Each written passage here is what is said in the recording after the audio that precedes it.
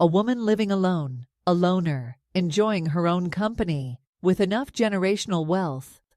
She rarely interacts with outsiders, even asking the mailman, milkman, and others to keep the order in the door itself. She kept a journal in which she wrote about her daily life.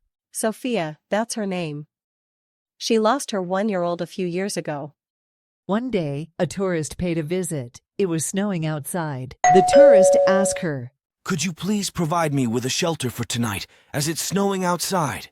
After staring at him for a while, Sophia smiled and said, "Yes." When Sophia woke up the next morning, she noticed the visitor had left a thank you note and nearly all of his money on the table.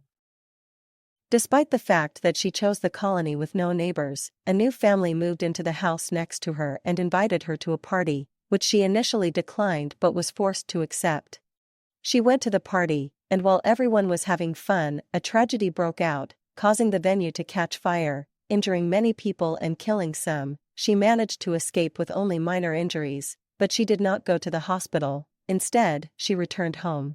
The police went to her house the other day to conduct an investigation. They were accompanied by the same visitor, who reported that Sophia had stolen all of his money the night he stayed there. Despite her denials, the police began searching for the money, believing she could not have spent it all in one day. But they could not find any, and looking around the house, it did not appear that she needed to steal. However, they discovered some cash debris near the fireplace, as well as her journal on a table. The journal said it all. Sometimes it's impossible for us to lie to ourselves.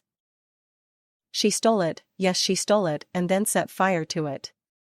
She attended the party, but later set fire to the venue, killing a few and injuring many. But why, exactly? Why did she do all this?